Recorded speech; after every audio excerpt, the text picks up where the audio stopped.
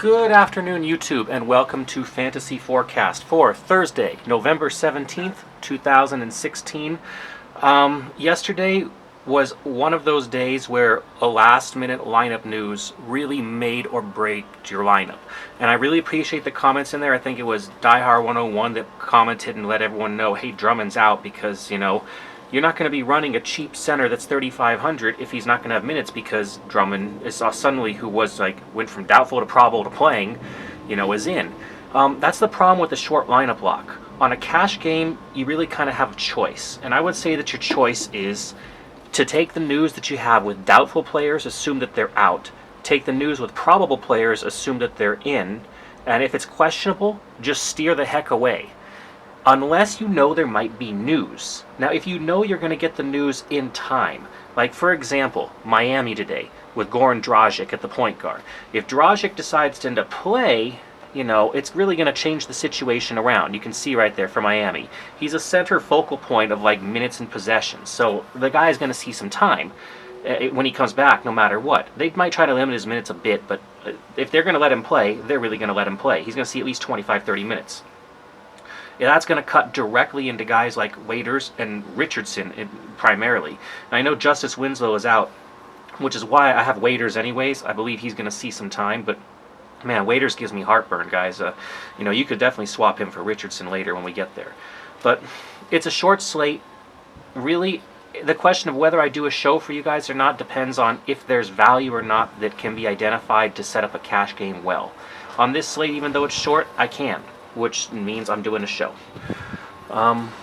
Let's back real fast. Okay, so the lineup for today. And yesterday's scores real fast, sorry. Yesterday's scores, at the last minute, I did a lineup change, guys, and you can see how I barely won most of the double-ups. I mean, I had to be 100th spot in those 227 fivers.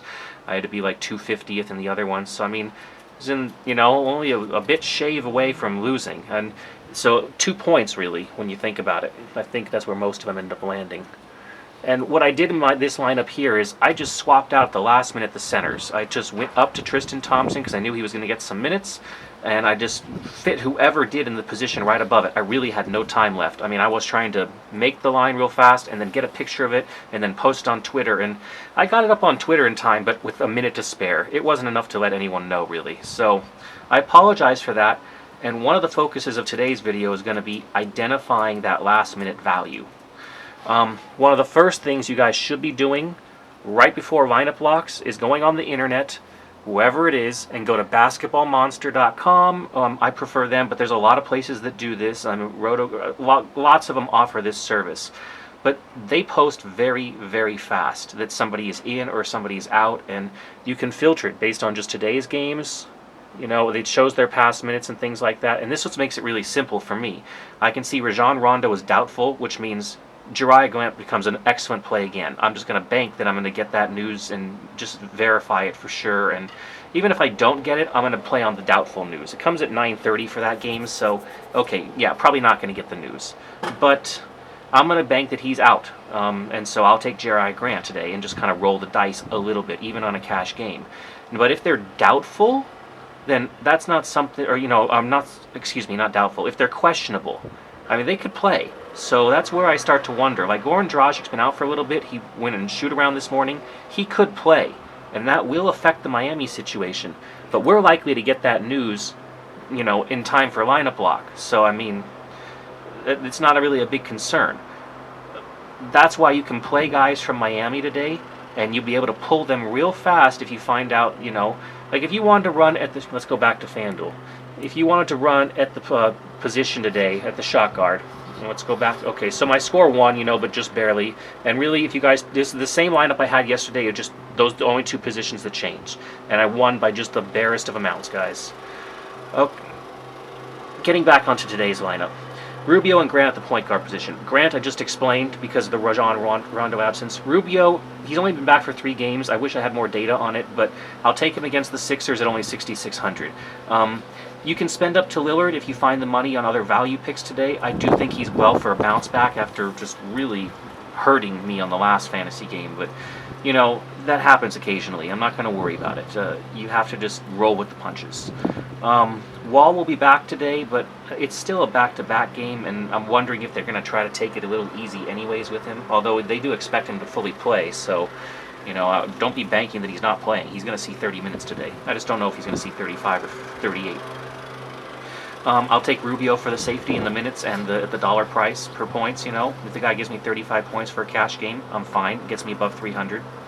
Jariah Grant, I've already explained. Just take him and run, guys. The value is there today, so that's how you're going to be able to spend up for a Harden today. Now, Harden might not pay you what you need on points per dollar, guys. I understand this very well, okay? That's not an issue to me. What I'm trying to do is I'm trying to pick guys that have high ownership in a cash game anyways, because you've identified value and everyone has spent up to these obvious logical choices because they have ceilings of 65 or 70 fantasy points. That's why these end up being guys that are played 70% or 80% in your cash games. Even when they don't have good games like yesterday, you can still win and land in the top half as long as your other picks are decent. That's the point. So that's why we spend up. Alphabet's the same kind of situation. If you only have the money to spend up for a guy like Alphabet today, well then that's certainly a place to go.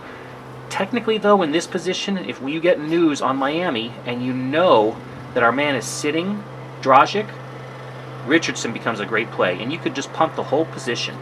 You could do Rubio and Grant, and then Richardson and Waiters. And the thing is, now you have $7,500, so you'll be upgrading, you know, just about everywhere you can. The center on this lineup is already at Towns, who I think is the best center on the board today in terms of total raw points.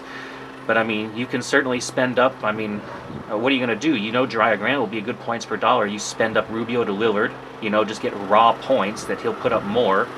You still have 4,500. It might be, you know, you might not want to take him both, but sometimes that's where lineups come like that. You can upgrade to Butler, you know, hopefully he gets a few more points against Utah, but Hayward's is a good value in and of itself. This is where the tight slate starts to hurt a little bit. You can upgrade Trey Lyles, who is going to see 30 minutes at 4,000, is going to be a good points per dollar play, all the way to Porzingis, so you can start to spend the money, but I'm not going to. I like the way the lineup was set. And for now, this is why we spend up and get Harden. We take the upside. So, back onto the lineup for today. I think I've already explained two positions pretty much. If you look around, guys, you already know the people that are going to see the minutes or aren't going to see the minutes. Just pay attention to the injuries more so than anything in terms of like who will jump in at the last second.